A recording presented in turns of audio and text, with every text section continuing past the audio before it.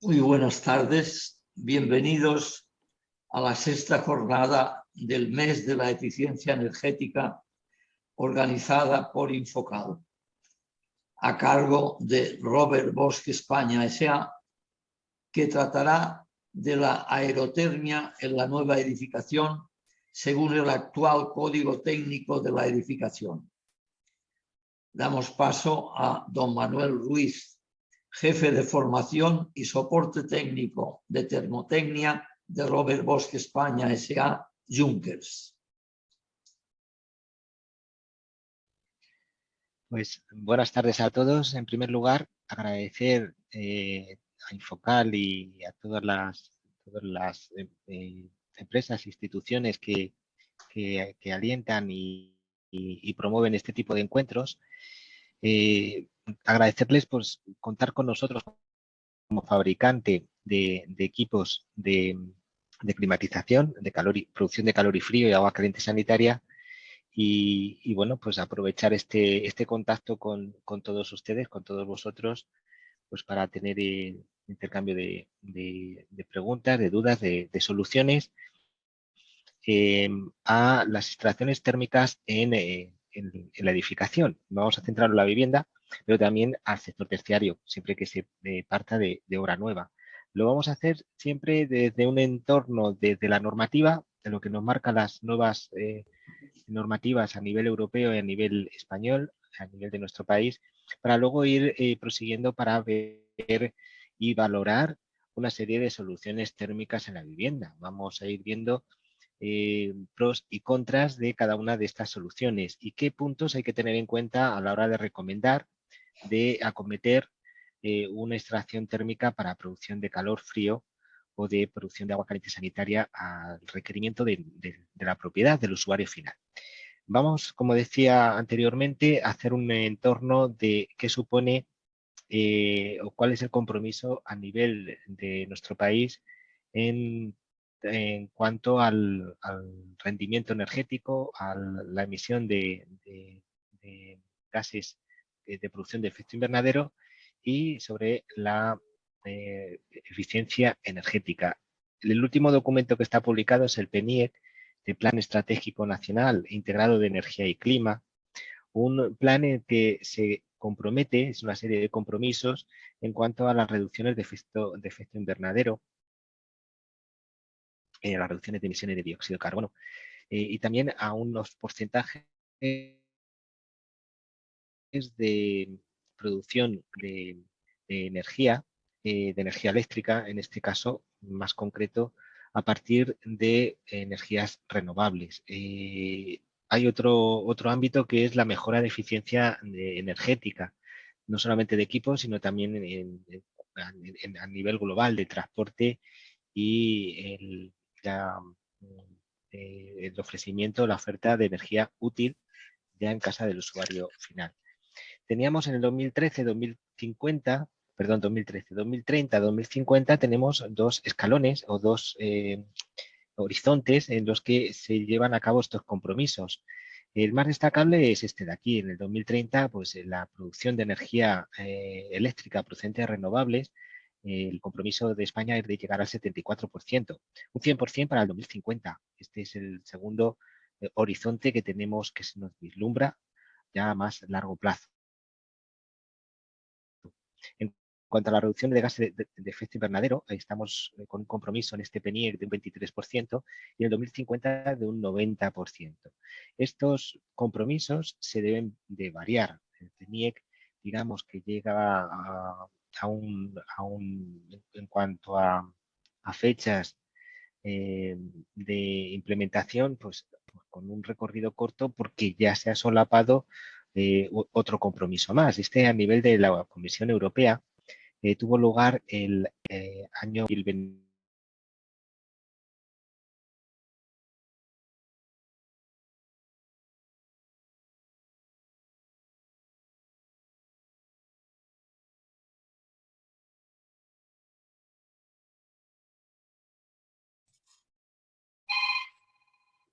Perdone, Manuel, perdona a todos, buenas tardes. Tiene el micro apagado, no se le escucha.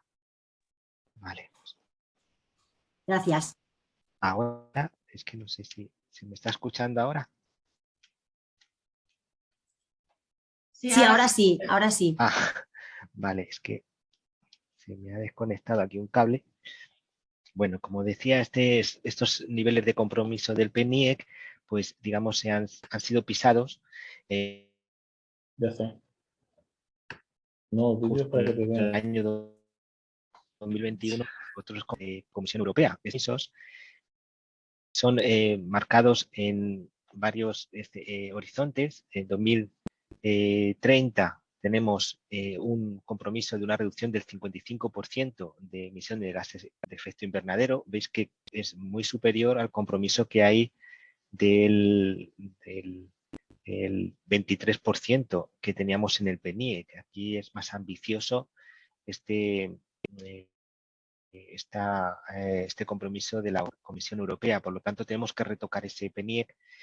Para el año 2040-2035 se han marcado también una serie de compromisos, pero para dar cabida a otra dimensión, que es las emisiones de vehículos que no estaba contemplado en ese PNIEC, en nuestro documento en nuestro país. Esta inclusión de estos dos escalones pues también nos hace pensar en esa adopción gradual de estos compromisos a nivel de la Unión Europea. En cuanto a la cuota de energía renovable para el consumo de energía primaria, se fijaba en un 40% y la mejora de eficiencia energética en un 27%. Incluso peor que el compromiso de nuestro país, planificado en el PNIEC. Veis que hay unas diferencias entre los compromisos adoptados en el PNIEC como el último compromiso de la Ley Europea del Clima del año pasado, del año 2021, llamado paquete Fit for 55. 55 viene precisamente de esto, de la reducción del 55% de las emisiones de gases de efecto invernadero, que es muy exigente. Esto nos va a suponer, nos va a exigir una serie de dirigirnos a equipos que no emitan este tipo de gases que pueden provocar el calentamiento global del planeta. Nos centramos en el código técnico, ya que hablamos de nueva edificación, nos vamos a centrar en, o resumir este código técnico en cuanto a los documentos básicos que se van a aplicar en la nueva edificación. El primero de ellos, el primer documento básico, es el H0, donde se limita el consumo energético, que se añade el HE1 sobre condiciones para el control de la demanda energética. Se aplica a obra nueva y se aplica a edificios existentes. Edificios existentes cuando se trata de una ampliación de un 10% de la superficie o el volumen, y se amplían más de 50 metros cuadrados. Entonces, en ese momento se supone que estamos hablando de una ampliación. Si es menor, no se supone que es una ampliación, y si esa ampliación se aplica tanto el documento básico EH0 como el HE1. El código técnico de edificación es amplio, está compuesto por distintos documentos básicos. Uno de ellos es el RITE, que es el HE2. Este RITE pues, tendrá también su aplicación. Los criterios de aplicación de los documentos básicos no son los mismos.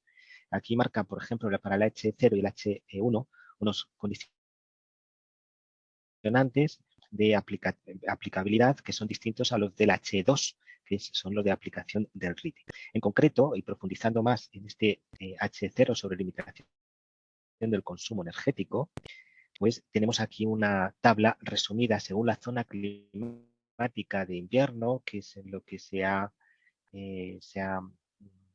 basado en cuanto a los niveles de consumo de energía primaria no renovable y consumo de energía primaria total. Aquí tenemos las dos tablas comparativas y aquí nos habla para edificios nuevos o cambios de uso a residencial privado y reformas. Esto se aplica siempre a edificios para uso residencial privado.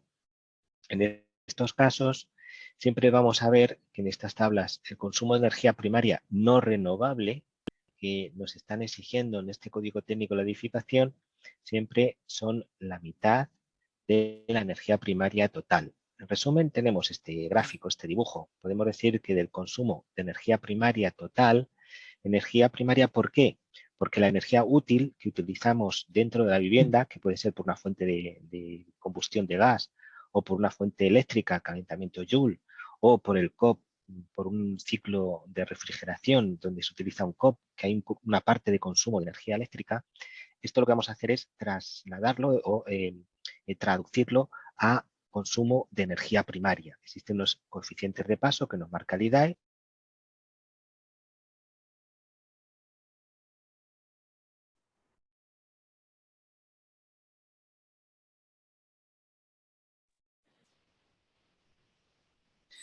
Vale, pues estos coeficientes de paso que nos marca el IDAE vamos a traducirlo en un consumo de energía primaria. Así podemos comparar distintos tipos de energía, tanto eléctrica como energía procedente de la combustión del gas. Podemos, digamos, poder compararlo y saber qué cantidad de energía primaria estamos consumiendo y qué parte es renovable y qué parte no es renovable. El 50% de la energía que nos exigen para la calefacción, refrigeración, que ahora hay que evaluarlo según este código técnico de edificación, producción de agua sanitaria, ventilación, una parte importante, y control de la humedad, no incluye la iluminación, pues esta parte de energía que se consume dentro de la vivienda, traducido en energía primaria, el 50% tiene que venir de energía renovable y el otro 50%, la otra mitad, de una fuente no renovable. O sea, son, digamos, el reparto que hace al 50% para la producción de energía útil, traducido a energía primaria, para estos servicios. No incluye la iluminación, que sí que está incluida en el caso de que el edificio sea destinado para para el sector terciario, pero un edificio de oficinas, por ejemplo, nos marca también por zona climática de invierno. Aquí el consumo de energía no renovable se permite que sea mayor del 50% y el consumo de energía primaria renovable siempre por debajo del 50%. Son menos exigentes que en un edificio de viviendas, este código técnico de edificación, y aquí el cálculo se hace con respecto a un parámetro que se define como carga intermedia media, que son los vatios por metro cuadrado, que estarán compuestos por una componente de calor sensible por ocupación, calor debida a la iluminación y calor que pueden ofrecer o dar al edificio los equipos que hay instalados en su interior. Según estos valores, pues vamos a tener unos índices que no podemos superar. Pero como digo, son menos exigentes que en edificios de vivienda. Aquí en el sector terciario sí que se considera la iluminación. La iluminación está considerada para hacer el cálculo de energías primarias, tanto renovable como procedente de fuentes no renovables. Un documento que también apareció el año pasado, pues fue el RITE. En este RITE forma parte, es un documento básico más del Código Técnico de Edificación. Vamos a hacer un pequeño resumen de lo que nos habla el RITE y ya vamos a ir enlazando y vamos a ir viendo los guiños hacia la aerotermia, hacia los equipos que producen calor y frío utilizando la energía del aire, del exterior. Ya nos han marcado cuando se aplica el H0, el HE1, que debemos de considerar un 50% de consumo de energía primaria renovable para estos servicios que tenemos en la vivienda, y ya el HE2, el RITE, nos habla sobre cuándo se aplica, cuándo se aplica. Por ejemplo, el RITE podemos decir que se aplica para todo, siempre que se toca o incluso se cambia el generador que tenemos en una vivienda, el cambio de una caldera por otra, ya se aplica RITE, ya no lo está definiendo bien porque se aplica para reformas, tanto en obra nueva como reformas. Siempre se aplica RITE cuando el objetivo es climatizar. Por ejemplo, una caldera cuyo objetivo no es climatizar, no es calentar el entorno, la vivienda, es una caldera para producción de agua caliente para un uso industrial, no se aplica RITE. Si la instalación térmica no es fija, es portátil, no aplica RITE, no tenemos que considerar RITE. Cuando tenemos una reforma, entendiendo reforma, pues estos supuestos, y cuando quitamos un generador y le sustituimos por otro, un calentador se sustituye por otro calentador, se aplica RITE. Luego veremos cómo estos documentos básicos, RIT incluido, se puede aplicar o no en distintas situaciones de suministro de servicios térmicos al edificio.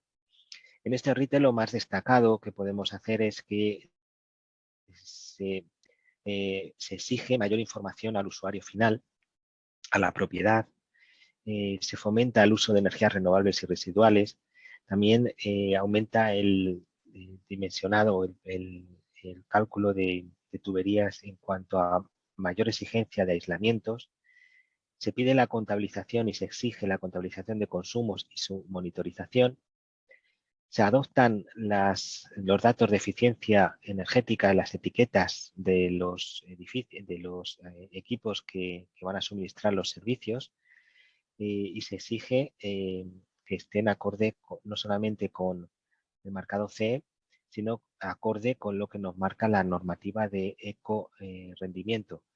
Esa etiqueta de eficiencia, que es obligatoria incluir en los equipos de producción de calor y de frío, ahora sí que se tiene en cuenta en el RITE. En el anterior RITE no, estaban fuera porque salió el RITE antes de esta normativa de la RP del año 2015 y el anterior RITE venía del año 2013.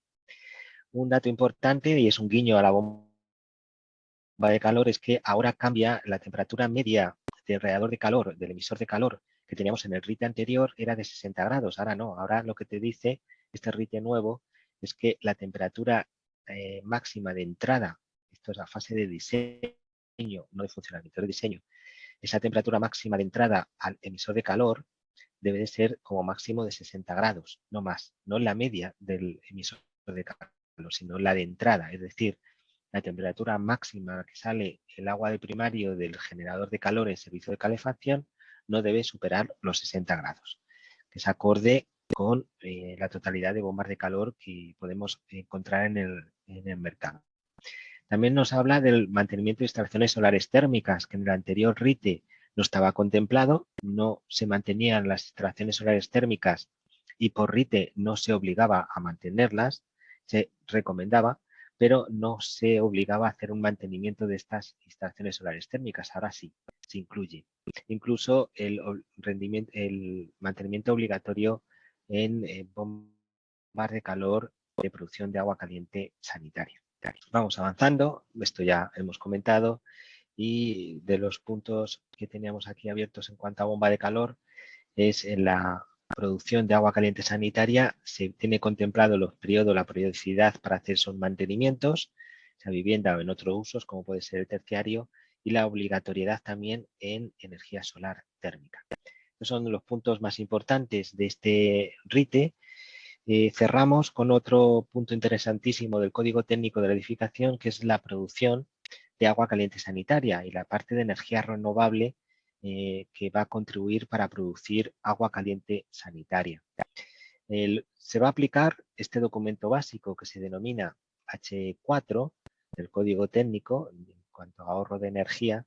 Este documento básico se va a aplicar cuando tengamos una demanda de agua sanitaria dentro de la vivienda, del edificio, mayor a 100 litros día.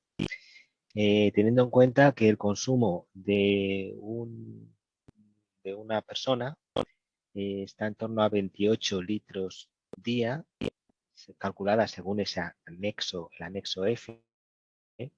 28 litros al día de una persona, pues realmente nos está diciendo que cuando tenemos una vivienda que la habitan 3 personas, equivalente a una vivienda de 2 dormitorios, pues no vamos a aplicar este documento básico. Nos aplica por encima de este consumo, es decir, por encima de viviendas que tengan 3 dormitorios como mínimo para arriba, que estarán ocupadas al menos por 4 personas, a un consumo de 28 litros por día de agua a 60 grados, es como vamos a hacer el cálculo según este anexo F, es lo que vamos a considerar y donde se aplicará este documento básico H4. En este documento básico también nos dice que la parte de renovable de ese consumo de energía que tenemos o de producción de agua caliente sanitaria en esta vivienda, pues va a ser de un 70%. Siempre que, eso con carácter general, Si nosotros tenemos demandas inferiores a 5.000 litros día, se permite bajar este 70% de parte de energía cubierta por energía renovable, pues podremos bajarla a un 60%. 5.000 litros día equivale a aproximadamente 52, el consumo de 52 viviendas de 3 dormitorios, para hacernos una idea. Si no llegamos a este número de viviendas, con estos dormitorios, pues aplicaríamos ese 60% de producción procedente de renovables para obtener agua caliente sanitaria. Esto es lo que nos marca el H4. Este documento, pues como digo, también nos da un límite de superior a 100 litros días de consumo. Pues esto es en cuanto a normativa. Está la parte más tediosa, está la parte más, digamos, interpretativa, pero que sí que hay que tener en cuenta. Aquí yo quiero reflejar que, bueno, pues para ofrecer una solución en cuanto a qué equipo vamos a incorporar para producción de calefacción, frío o agua caliente sanitaria, pues debemos de contar primero con la normativa que tenemos. Normativa a nivel nacional, normativa a nivel local, a nivel regional, que también puede que sea más restrictiva que la que nos marca el código técnico o nos marca el RITE. Tenemos que analizar las características del edificio y qué uso se va a hacer de ese edificio, si es segunda residencia, si es una residencia habitual, porque si estamos trabajando a baja temperatura, estamos hablando de un solo radiante o una bomba de calor que va a trabajar a baja temperatura o una caldera de gas que trabaja a baja temperatura. Se recomienda que esté más horas funcionando a menos temperatura durante más espacio de tiempo, un intervalo de tiempo más grande. Si por el contrario estamos contando con una vivienda pequeña o un apartamento con radiadores de aluminio a alta temperatura que se conecta cuando salgo de trabajar, conecto mi caldera o mi bomba de calor, no es lo mismo esa recomendación de ese generador para ese uso que si lo vamos a hacer para una vivienda que va a trabajar con un solo radiante a baja temperatura.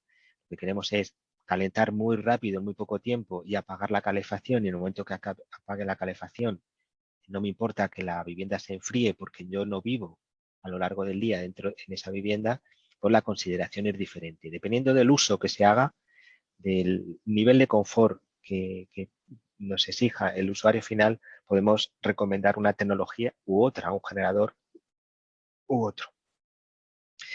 Los objetivos del cliente. El cliente, pues a la hora de nosotros ofrecer una solución basada en aerotermia, pues tenemos que tener también claro cuánto se quiere gastar el cliente, qué tipo de generador quiere, qué presupuesto tiene para hacer la inversión inicial, para afrontar la inversión inicial y qué costes de explotación va a tener en el futuro, es decir, cuánto se va a ahorrar en un equipo con alto rendimiento.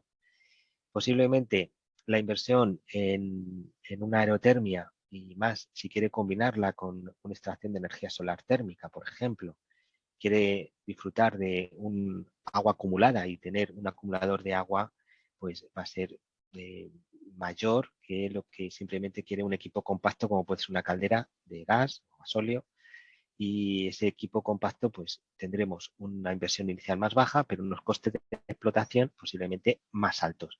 Eso hay que valorarlo y presentarlo a nuestro cliente para que él pueda tomar esa decisión. Lo importante es que nosotros como profesionales podamos ofrecer varias alternativas. Podemos ofrecer varias alternativas y la que mejor se adapte a ese tipo de vivienda es la que podamos ofrecer. Por lo tanto, haciendo un resumen, tenemos que contar con el espacio para la instalación. Tenemos que comprobar que en esa vivienda hay espacio para ubicar una unidad exterior, por ejemplo. Y en el interior, posibilidad de incorporar, en el caso de aerotermia, un espacio para un acumulador de calor, un acumulador que nos esté almacenando energía, en definitiva, tanto para su uso de agua de primario para calefacción como para su uso en la producción de agua caliente sanitaria. No nos encontraremos bombas de calor de producción instantánea, que al nivel que pasa el agua se va a calentar. No vamos a tener potencia suficiente, potencia eléctrica suficiente para obtenerlo. Siempre que pensemos en renovables, no solamente en aerotermia, sino siempre que pensemos en una fuente renovable, aerotermia, solar, solar térmica, solar fotovoltaica, tenemos que pensar siempre en la acumulación de la energía. Estamos hablando de un RITE que nos habla de menores temperaturas de impulsión. Nos está poniendo en bandeja el ofrecer a los clientes soluciones de baja temperatura y grandes superficies de intercambio de calor. Es decir, puede ser suelo radiante. Estamos hablando también, en el caso de aerotermia, de unas emisiones de calor en las que en los meses de verano es la mejor, la buena alternativa que tenemos con la aerotermia de poder suministrar con el mismo equipo, con el mismo generador, además de calor, poder suministrar frío a la vivienda. Y eso lo podemos conseguir con equipos como puede ser solo radiante refrescante o con fan coil. No podemos pensar en los típicos radiadores de aluminio que podemos montar hasta ahora, donde estamos funcionando con una caldera mural a gas, por ejemplo. Tenemos que comprobar la disponibilidad de suministro de energía. Hay bombas de calor que hasta cierta energía, hasta cierta potencia, perdón, pues es necesario suministro trifásico. En la mayoría de los casos no es necesario. Hay bombas de calor monofásicas, pero sí que tenemos que tener en cuenta el límite de potencia que tenemos en la instalación eléctrica. También si disponemos o no de otro tipo de combustible, como puede ser acometida de gas, depósito de gasóleo, etcétera, etcétera. Son puntos también a tener en cuenta. Y con lo que decíamos antes, la inversión inicial de equipamiento y los costes de explotación, importantísimos para la valoración económica. En cuanto a las soluciones que podemos ofrecer, pues son muchas, lo que yo suelo denominar multitecnología. Nosotros como instaladores debemos ser instaladores multitecnológicos, es decir, que podamos ofrecer varias soluciones a los requerimientos del usuario final. Entre estos requerimientos voy a hacer un repaso de ellos. Voy a hacer un breve repaso porque a continuación vamos a hablar de cada uno de ellos, viendo ventajas e inconvenientes. Podemos hablar primero de la aerotermia, bomba de calor, que tienen emisiones de dióxido de carbono que hasta el 2050 no será al 100% procedente renovable. No podemos considerar que las emisiones de dióxido de carbono de una bomba de calor son verdes, porque el suministro eléctrico hoy en día no es verde, pero en el futuro posiblemente sí que lo sea. La tendencia es que este color amarillo del dióxido de carbono de las emisiones pues sea de color verde en el futuro. Eficiencia, altas. No vamos a encontrar bombas de calor que no tengamos estos grados de eficiencia, porque utiliza un ciclo interno.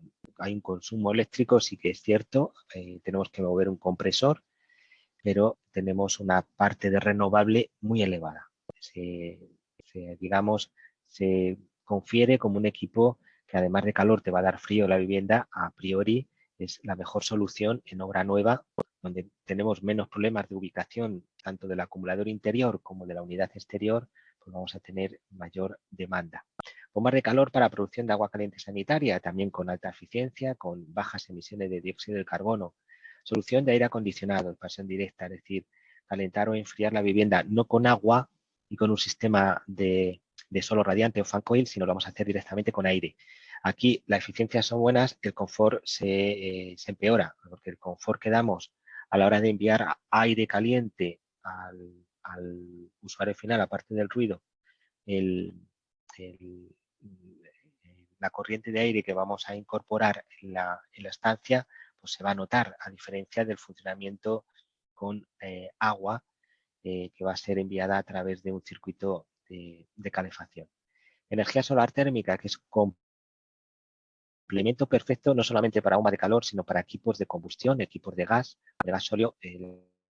La energía solar térmica, que hago un llamamiento de no menospreciar a esta fuente de energía totalmente gratuita, que hasta ahora no vamos a pagar impuestos, no vamos a tener consumo de electricidad ni tampoco del gas. Aquí el gobierno no nos va a recaudar por esto, por lo menos hasta ahora. Aquí tendremos emisiones de dióxido de carbono, ya que podemos decir que nulas, y unas altas eficiencias de estos equipos. Como digo, combinables perfectamente con cualquier otro equipo, tanto de combustión de gas como bombas de calor. Acumuladores necesarios sobre todo cuando utilizamos energía renovable, y luego equipos como pueden ser calderas centralizadas de gas. Esta es una caldera mural con un equipo de regulación y control. Estas calderas de gas están muy tocadas por la aplicación del código técnico de la edificación, porque hay que considerar, en el momento que se aplica el H0 y H1, hay que considerar la energía primaria renovable. Y realmente al quemar gas procedente de un combustible fósil, como es el gas natural de yacimiento, no es un hidrógeno ni es un biogás, pues vamos a tener unas emisiones de dióxido de carbono y una parte muy pequeña de energía renovable. ¿Cómo podemos solventarlo? Pues aminorando la demanda de calefacción. Ya lo hace el código técnico, porque al exigir mayores exigencias, mayores niveles de aislamiento en las viviendas, los consumos, las potencias que necesitamos para el servicio de calefacción son menores y vamos a tener menos emisiones de dióxido de carbono, menos consumo de energía no renovable.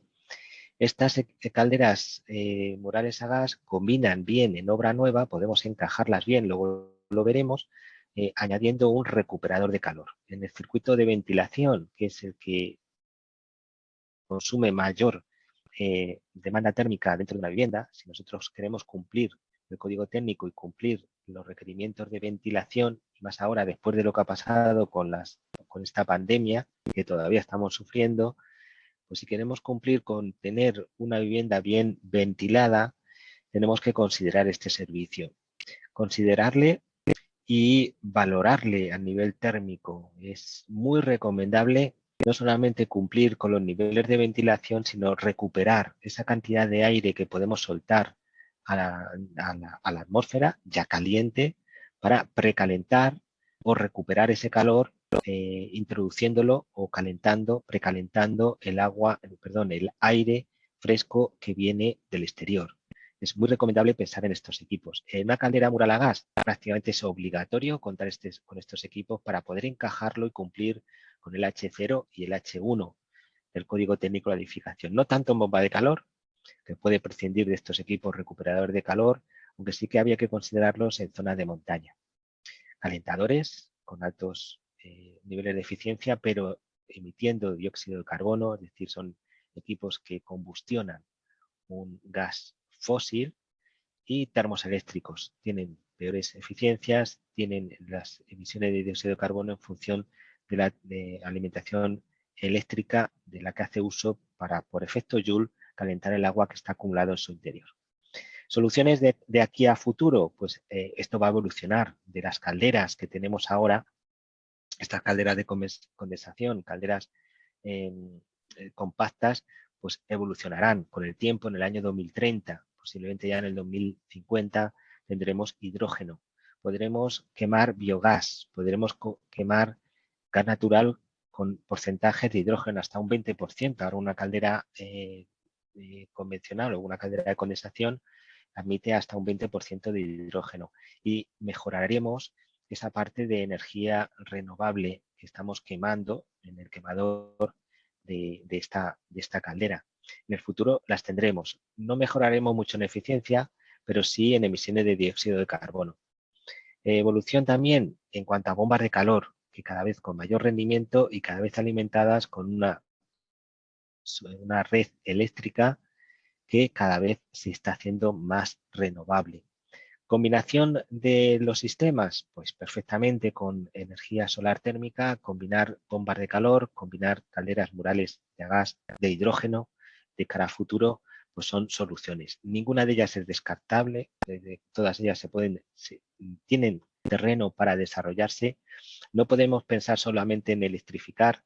Si queremos descarbonizar, tenemos que contar con la red de gas natural que tenemos hoy en día, introducir otro tipo de gases no fósiles, como los biogás, como biometano, por ejemplo, o el hidrógeno en distintos porcentajes. Y no solamente para descarbonizar vamos a necesitar de electrificar, también deberemos de contar con esta tipología de producto. Todo ello nos hace pensar en tener distintas soluciones que podemos ofrecer a nuestro cliente. Y aquí un llamamiento. Yo también soy responsable del área de formación de mi empresa. Y bueno, pues este es el recorrido de cara a muy largo plazo, de cara a 2050, que posiblemente a corto plazo sí que tendremos en cuanto a instalación o tecnologías preferidas por el instalador y por el usuario, pues un gran desarrollo de bombas de calor y la electrificación, que es esta parte que viene representada aquí.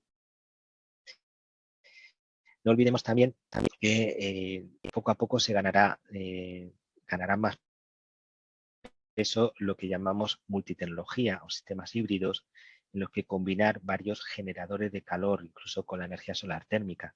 Esto seguirá y nuestra estimación es que se vaya incrementando.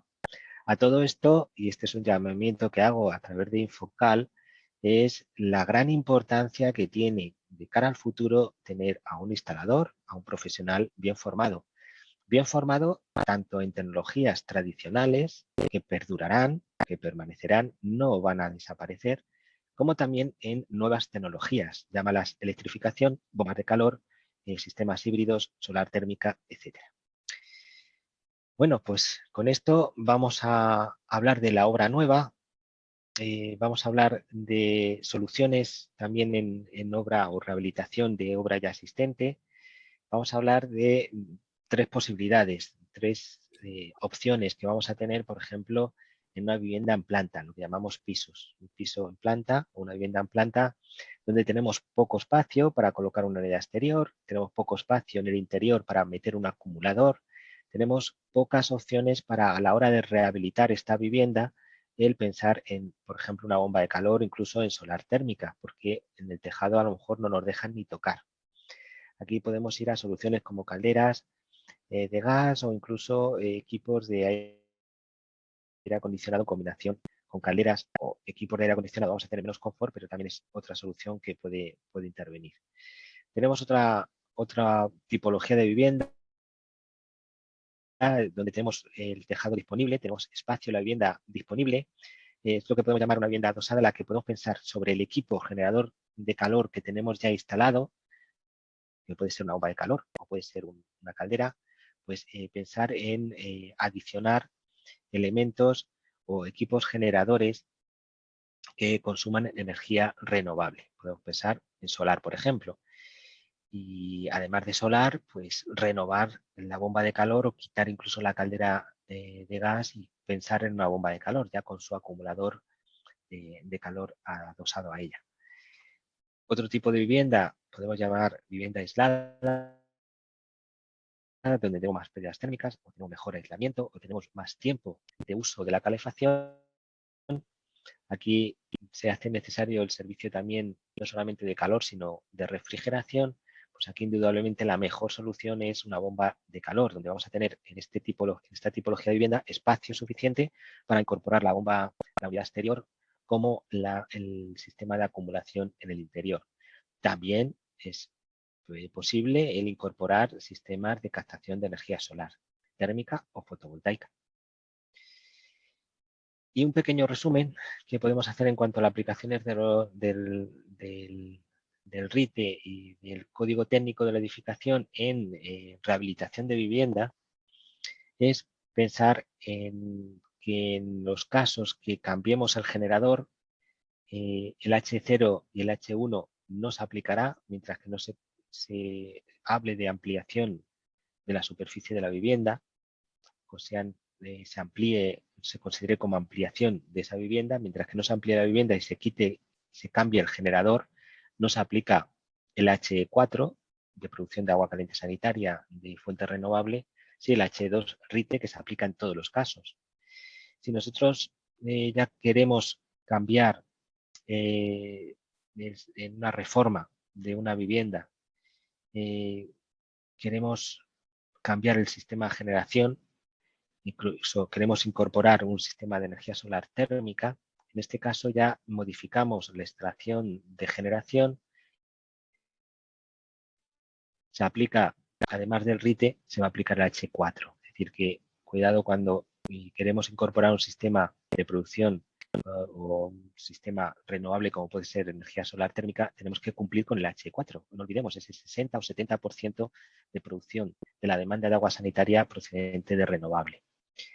Si ahora lo que queremos es cambiar totalmente el sistema de generación, tenemos una reforma íntegra de la vivienda, pues aquí se aplica tanto el H2 RITE como siempre, como el H4, como en el caso anterior. Vamos a tener claro a la hora de aplicarlo. Y en esta parte final vamos a hacer ya un recorrido por opciones en obra nueva. Aquí tenemos lo que supone el RITE. El RITE, el Código Técnico de la Edificación del año 2013 al año 2020. En cuanto a demandas de agua caliente sanitaria, podemos resumir que se mantienen esas demandas. El anexo F del Código Técnico del H4 es el mismo en el 2013 que en el 2020. La demanda de calefacción es más pequeña porque el nivel de aislamiento en el código técnico pues, se hace más exigente. Entonces tenemos demandas de potencia de calefacción menores en general para toda España. Y en cuanto a la carga de refrigeración, en este caso hay que tenerla en cuenta, algo que en el código técnico de la edificación anterior no se tenía en cuenta, ahora sí. Hay que valorarlo y entrar en el cómputo de consumo de energía primaria renovable, no renovable. En cuanto a soluciones, pues depende de cada zona y depende qué tipología de generador vamos a contar. Podemos contar con bomba de calor, con consumo de energía eléctrica, podemos contar con sistemas híbridos o multitecnología, combinando bomba de calor con solar o con combustión de gas o gasóleo. También soluciones eléctricas basadas también en equipos, bombas de calor aire-aire, no aire-agua. En cuanto a zonas, la zona norte, la cornisa cantábrica, pues vamos a tener demandas de agua caliente sanitaria importantes, calefacción menos importantes que la zona continental y cargas de refrigeración bajas, que sí que cogen más peso en la zona centro, y en la zona mediterránea tenemos menores demandas de calefacción. La demanda de agua caliente sanitaria pues es la que ocupa el primer lugar, la mayor demanda energética de la vivienda, y la carga de refrigeración no llega a la de calefacción, se mantiene por debajo, pero también hay que considerarlo. En esta zona hay que tener en cuenta la gran ventaja que tenemos en la zona mediterránea del sol, energía solar térmica o fotovoltaica. Es una fuente de energía a tener en cuenta y a considerar, no tanto la zona norte, pero sí de nuestra zona mediterránea. Aquí tenemos un ejemplo práctico en Palma de Mallorca. Pues es un pequeño simulador donde vamos a hacer el cálculo de una vivienda grande, son 120 metros cuadrados, con 3 dormitorios. Vamos a fijar una temperatura interior de calefacción de 21 grados centígrados. Está construida conforme al Código Técnico de la Edificación y bueno, pues en esta vivienda consideramos la demanda de frío, consideramos también, pues, al final, un consumo energético de la vivienda pues, que está reflejado en este gráfico. Aquí está por meses la demanda de calefacción, la demanda de agua caliente sanitaria, que como veis es importante. Esto es un piso de 3 dormitorios, por tanto, según el código técnico, va a estar ocupada por 4 personas. Es lo que está, la tipología, lo que está estandarizado en esta normativa.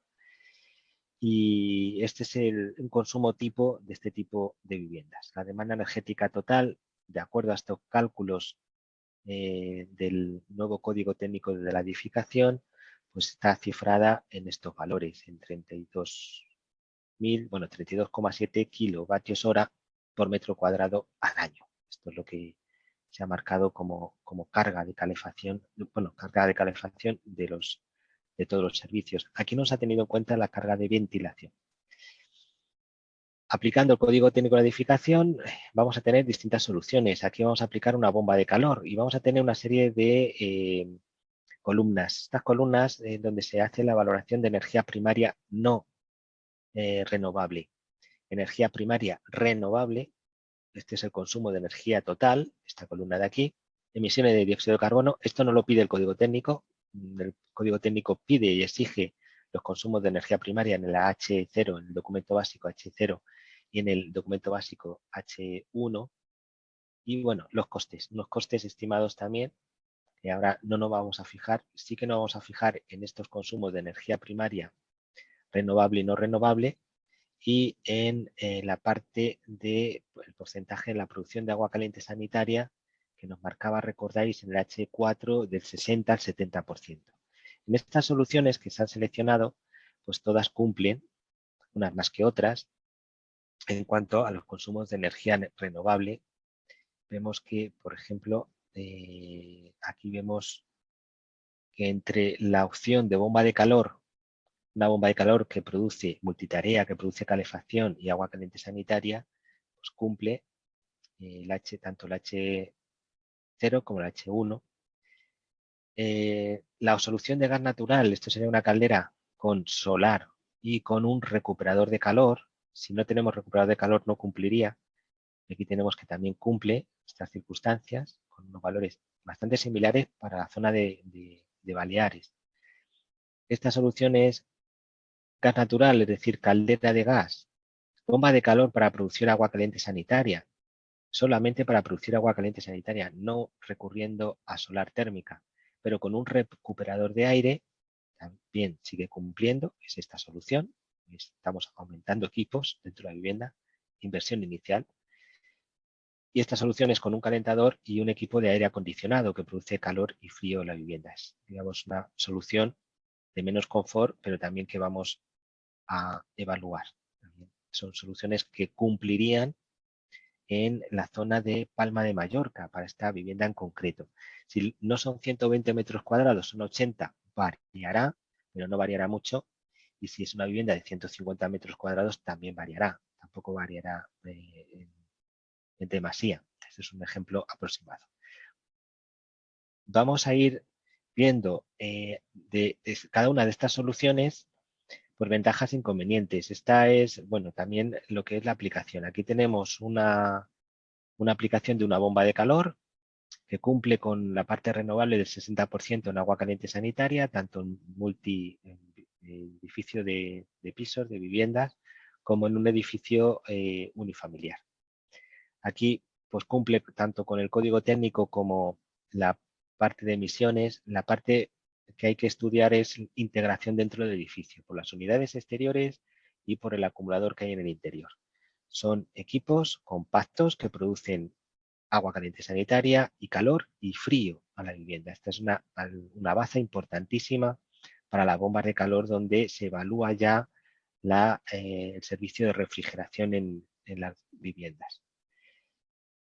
Otra alternativa, pues esta no se recomienda tanto en Baleares, es la zona más de Castilla y León, es contar más por el hecho de que hay menos posibilidad de energía solar térmica, es contar con la producción de una bomba de calor para producir agua caliente sanitaria. En cuanto a emisiones de dióxido de carbono y energía renovable es muy justo esta solución para poder cumplir el código técnico de edificación y siempre se recomienda emparejar la caldera de gas con un recuperador de calor. Soluciones también que se pueden aplicar en el Mediterráneo, la zona de Baleares, es esta. Aquí no hacemos uso del captador solar, sino de una bomba de calor que nos va a producir agua caliente sanitaria, agua precalentada que termina de tratar una caldera mixta, que es este el caso, y para la producción de frío vamos a tener un equipo de aire acondicionado.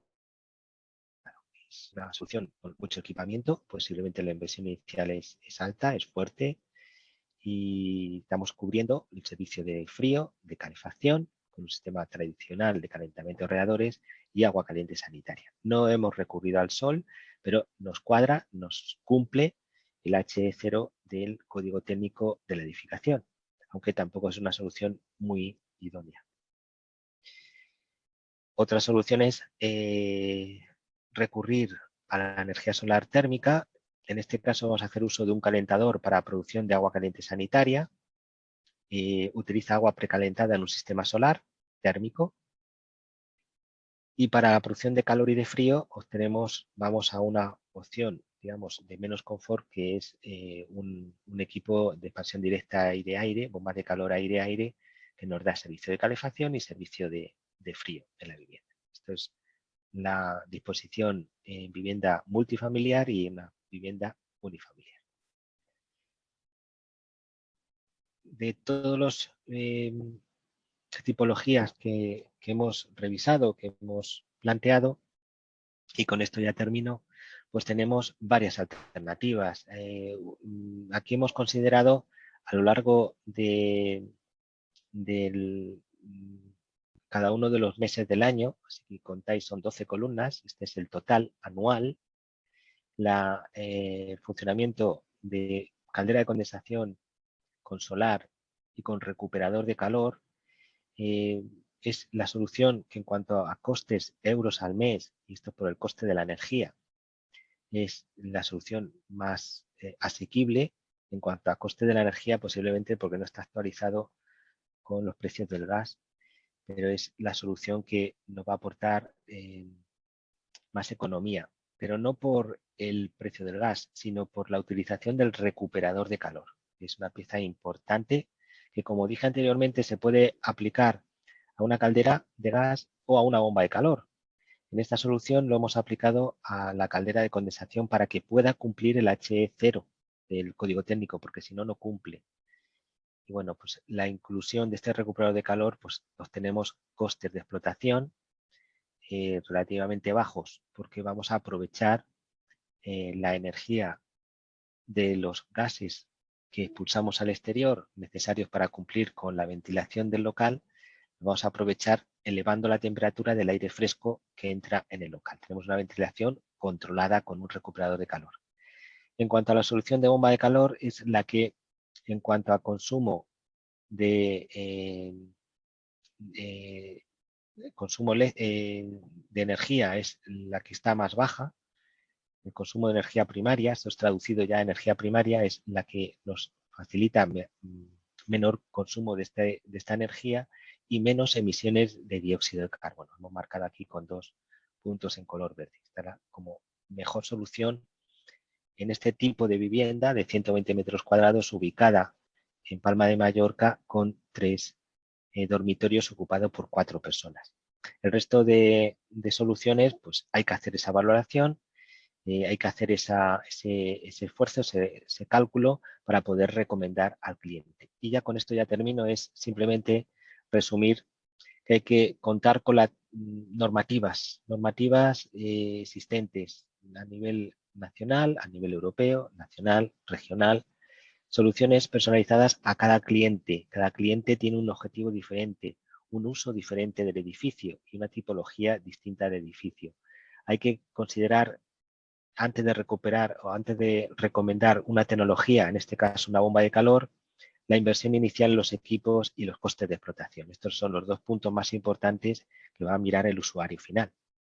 Y por mi parte, pues nada más. Cierro la presentación y abrimos el turno de preguntas. Yo os agradecería, pues si tenéis alguna duda, pregunta, pues no la hagáis llegar ahora. También se puede hacer por escrito. Yo el contacto lo voy a tener a través de Infocal. Cualquier duda o incluso la presentación, os la podemos hacer llegar. Pues por mi parte, pues abierto al turno de preguntas. Bueno, Manuel, hay una pregunta que dice, ¿no hay ninguna opción solo con bomba de calor y aire acondicionado? Opción de combinar bomba de calor y aire acondicionado. Al final es que si tú optas por un aire acondicionado, estás contando con una bomba de calor aire-aire para calentar y para enfriar. Pero es que eso mismo lo hace la bomba de calor, pero lo hace no con aire-aire, sino con aire-agua, a un circuito de radiadores de solo radiante que puedes calentar o enfriar. Si enfrías, tienes que contar con fan coil. Tenemos que extraer el frío del emisor. Además, con la bomba de calor, aire-agua, con esta bomba de calor, aparte de calefactar y aparte de enfriar la vivienda, vas a producir agua caliente sanitaria.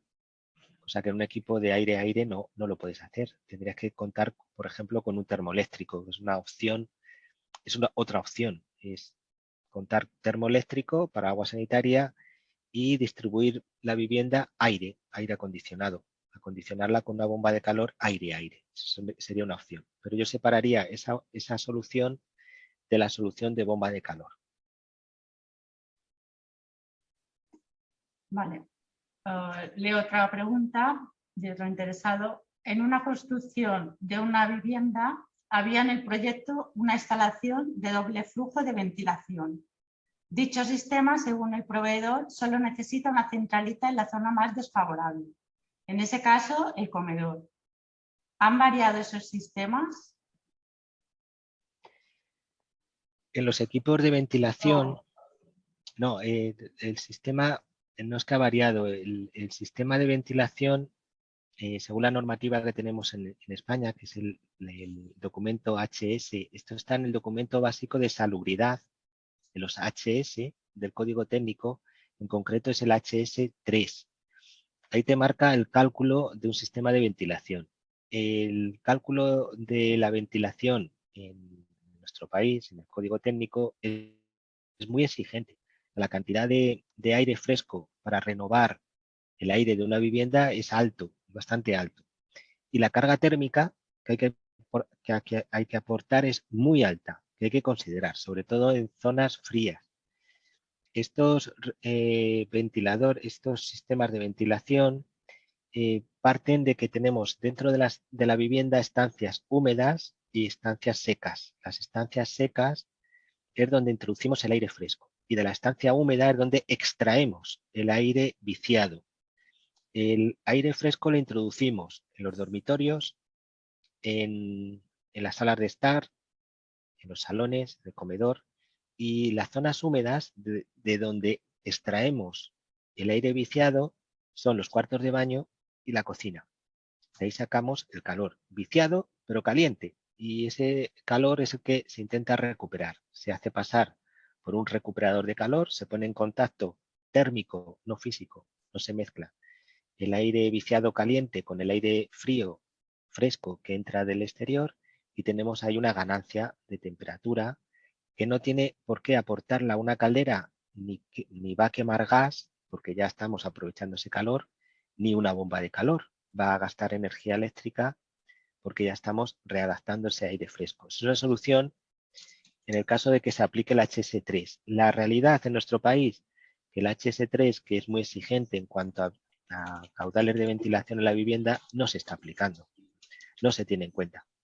Y es una lástima, porque cuando han venido casos como el que ha venido de una pandemia, pues bueno, pues nos hemos dado cuenta que los colegios de los niños no están bien ventilados, que hay que abrir ventanas, que es una aberración térmica, tener la ventana abierta y la calefacción encendida, pero la única manera de ventilar un recinto cerrado. Yo, en cuanto a los recuperadores de calor, combinan muy bien también con bombas de calor, y podemos pensar, dicho esto, por el tema de la potencia de una bomba de calor. Si en una caldera vamos a comprar una caldera de 24 kilovatios, o de 25 o incluso de 30 kilovatios, la diferencia de precios no es muy alta. Pero en bomba de calor, de una bomba de calor de 8, damos el salto a 10 o a 6 kilovatios, ese salto de potencia en la bomba de calor es importante en cuanto a precio. Y hay que calcularlo. No es como una caldera que tienes 24 kilovatios y seguro que sí, da para toda la vivienda. En una bomba de calor hay que hacer un cálculo más fino. Si esa bomba de calor la combinamos con un sistema de ventilación con recuperador de calor, pues posiblemente la bomba de calor, pues según nuestro cálculo, pues con una de 6 kilovatios, estoy diciendo 6 kilovatios o incluso menos, pues es suficiente para la vivienda.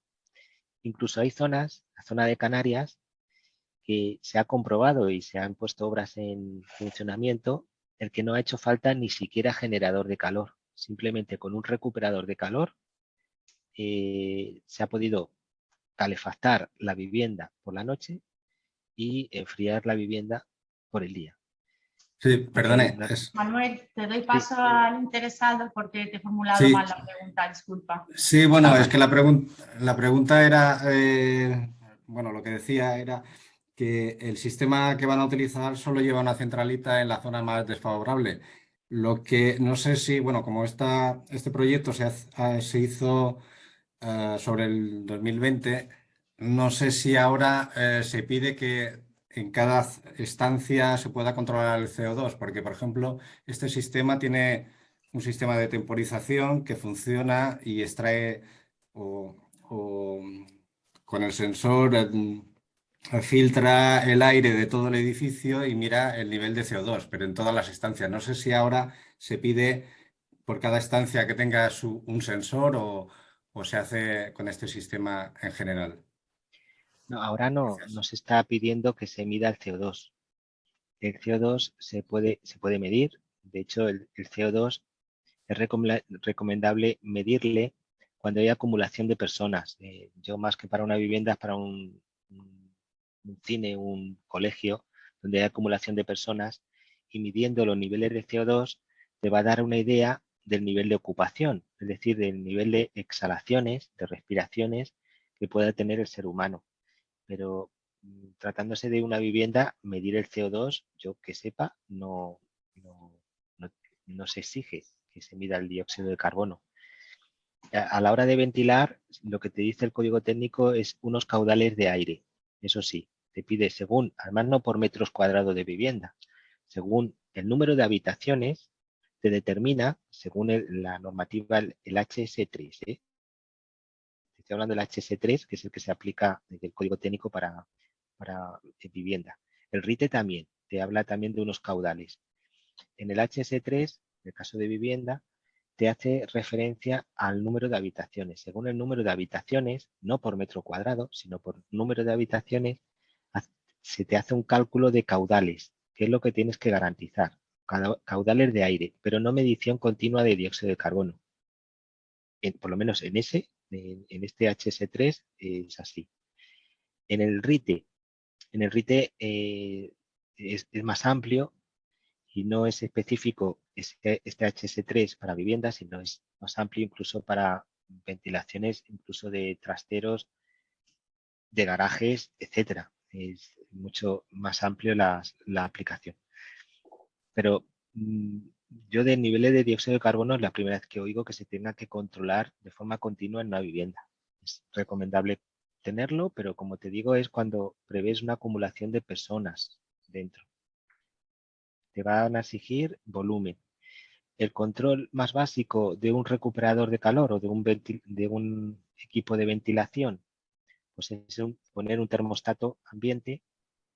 Según la temperatura ambiente, hay recuperadores de calor que tienen un bypass y te van a hacer la función de bypass. Si, por ejemplo, no te va a introducir aire más caliente de si tú ya has marcado una temperatura de confort en tu casa de 21 grados. Pues este sistema de bypass lo que te va a hacer es que no te va a meter aire frío sin recuperar, o antes de recuperar te salta el recuperador de calor para que te entre en la vivienda. Por eso necesita el equipo de ventilación una lectura de la temperatura de interior. Normalmente se monta en local seco, es decir, donde se introduce el aire fresco, en el salón, por ejemplo, o incluso en un dormitorio. Y también, adicionalmente, te pueden medir la humedad, porque hay recuperadores de calor entálpicos que trabajan con la diferencia de humedad, pero básicamente con la lectura que te va a hacer de temperatura nada más. Pero es para activar su sistema de bypass, no por requerimiento de la normativa. La normativa lo único que te exige en el HS3 son caudales de aire. No sé si te ha aclarado la pregunta o la duda. Sí, gracias. Vale, a ti. Bueno, José Manuel, hay otra pregunta que dice, había escuchado que los equipos de aerotermia eran difíciles de justificar como energía limpia en el código técnico de la edificación aquí en Mallorca. ¿Es cierto? ¿Eso ha cambiado? No, todos los equipos de aerotermia,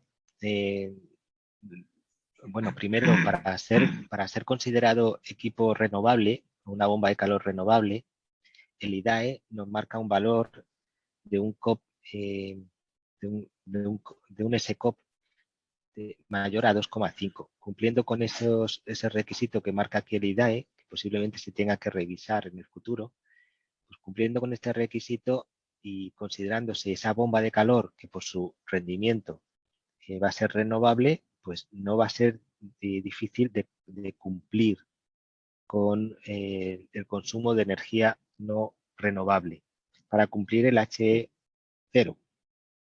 Ese H0, recordar que era el 50% de los servicios salvo el de iluminación, el resto de los servicios procedentes de energía renovable. Cualquier bomba de calor con esos rendimientos, con esos SCOP superiores a 2,5 te lo garantiza.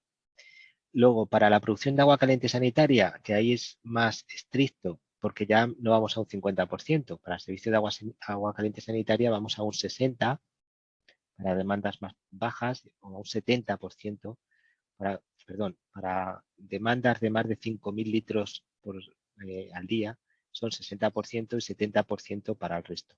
Ese 70% de energía renovable, que debe de ser aportada por un sistema de energía renovable, pues puede ser solar o puede ser bomba de calor, pues con una caldera con un rendimiento bueno, digamos, pues sí que cumple. No, yo creo que en Mallorca no va a tener ningún problema. No es descartable, o sea, no hay que descartar la bomba de calor. Hay que hacer los números y seguro que cumple. En cuanto al cálculo de estos SCOP de energía renovable, yo que sepa, la normativa que hay, que está por ahí circulando, yo conozco la de Cataluña, la de la Comunidad Valenciana, que bueno, pues son valores de cálculo de SCOP, de un SCOP anual, salvo en Madrid. En Madrid se exige la valoración no de un SCOP anual, sino de un SCOP mensual. Es decir, que en Madrid, solamente en la Comunidad de Madrid, y ahí es más restrictivo el tema de meter bombas de calor, te va a pedir hacer una valoración mes a mes, no de todo el año. Es decir, enero, febrero, marzo, abril. ¿Qué ocurre con la bomba de calor? Que en enero, febrero, los meses fríos, pues para producir calor, agua caliente sanitaria, el SCOP es peor. En los meses de primavera y verano, pues los SCOP son buenos, son muy buenos. No estamos hablando de un SCOP anual, como en el resto de comunidades autónomas, sino de SCOP mensuales. Y en la Comunidad de Madrid, donde, digamos, puede tener más dificultad encajar una bomba de calor para la producción de agua caliente sanitaria. Pero en el resto, si se aplican SCOP anuales, no va a haber ningún problema. No creo que haya ningún problema. Depende también mucho del rendimiento de la bomba de calor.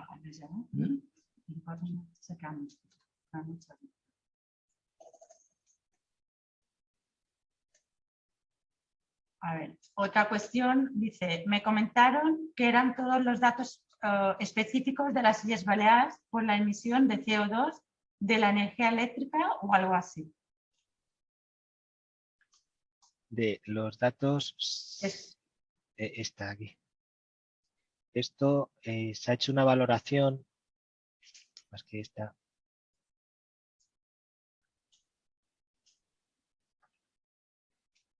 Esto se ha hecho una valoración según los rendimientos. Los rendimientos, por ejemplo, a ver si voy aquí. Estos mes a mes. No sé si veis el cursor. Esto es enero, febrero, marzo, abril, etcétera, etcétera. Entonces, en una caldera, el rendimiento de una caldera a lo largo de todo el año, pues prácticamente es constante, es continua, porque una caldera de gas quema gas y el rendimiento no depende tanto de la temperatura del gas que está quemando. Es un proceso de combustión. En cambio, una bomba de calor, su rendimiento sí que varía mucho de la temperatura exterior. Esto se ha hecho en base a Palma de Mallorca, es decir, las temperaturas exteriores en Palma de Mallorca, en enero, febrero, marzo, etcétera. Estos son calculados específico a Palma. Si, por ejemplo, varía la altura o en lugar de Palma vas a Ibiza, que las temperaturas son más altas, pues estos rendimientos varían. Esto es este cálculo, sobre todo en el caso de bombas de calor. El rendimiento varía mucho de las condiciones de las temperaturas exteriores. Pues pueden que varíen, pero no creo que varíen tanto. No son una variación tan grande. La bomba de calor en la zona continental, es decir, en el interior de España, en el continente, pues que tenemos inviernos muy fríos y veranos muy calurosos, pues estos rendimientos son peores. En concreto, en una zona suave que está al lado del mar, como son las islas, o la zona de la costa del Mediterráneo, o Canarias, el rendimiento y el funcionamiento de una bomba de calor son idóneas, digamos el mejor equipo que podemos recomendar en cuanto a rendimientos. Otra cosa es la corrosión que pueda tener los elementos por el agua o el vapor agresivo salino de esas áreas. Eso es otro, es agua de otro cantar, pero vamos, que es, en cuanto a rendimientos no va a haber ningún problema en cuanto a funcionamiento.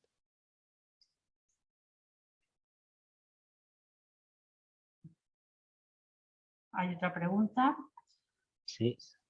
Añadir un depósito de inercia alarga la vida útil del compresor de la unidad de aerotermia. ¿Vale la pena la inversión? Sí, sí que vale la pena y además nos da aparte de la vida útil de la bomba de calor, va a ser un equipo adicional más y hay que dejar espacio para ese equipo. Pero merece la pena contar con un depósito de inercia. Pero cuidado, que el depósito de inercia pues depende de qué instalación vayamos a tener. Si, por ejemplo, contamos con un solo radiante, con una sección generosa del tubo, pues el propio sistema de disipación de calor nos hace de depósito de inercia. Mejor que si vamos a contar con una bomba de calor que va a estar alimentando en lugar de un solo radiante, va a estar alimentando a una instalación de radiadores. No de fan coil siquiera, sino de radiadores o fan coil que tenemos menos contenido de agua. Entonces, en esos casos sí que es necesario contar con un depósito de inercia.